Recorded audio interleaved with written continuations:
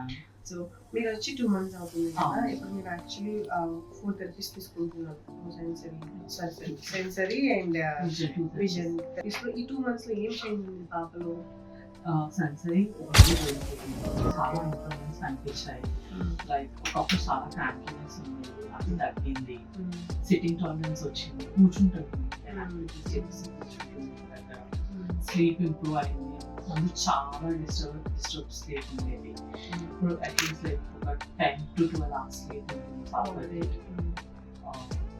ఇంకా ఐడెంటిఫికేషన్ కొంచెం వచ్చింది నాకు. కామన్గా అసలు ఉండేది కాదు, అన్నోన్ పర్సన్ స్వీట్లీ హక్ చేసుకోవడం అలా ఉండేది. ఇప్పుడు అది కూడా వచ్చింది, ఇంప్రూవ్ అయింది మ్యామ్. ఓకే.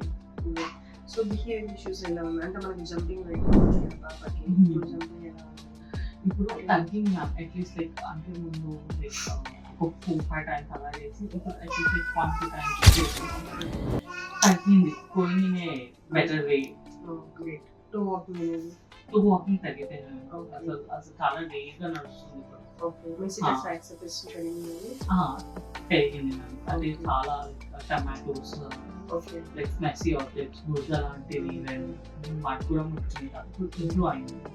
ఇంతకుముందు మనకు థ్రోయింగ్ ఆబ్జెక్ట్స్ చైర్ ఎక్కువ పుష్ చేయడం ఉంటుంది. డిక్రీజ్ అయింది అంటే ఎందుకంటే చాలా తగ్గింది. ఇంకా అంటే గట్టిగా చెప్తే ఆపేస్తుంది అట్లీస్ట్ ఒక పాయింట్. ఓకే. సో ఇప్పుడు వేరే వాళ్ళని హర్ట్ చేసుకోవట్లేదు, కొంచెం అవేర్నెస్ పెరిగింది, చెప్తే వింటుంది, ఆగిపోతుంది. Okay. Happy with therapy. Yes. Thank you.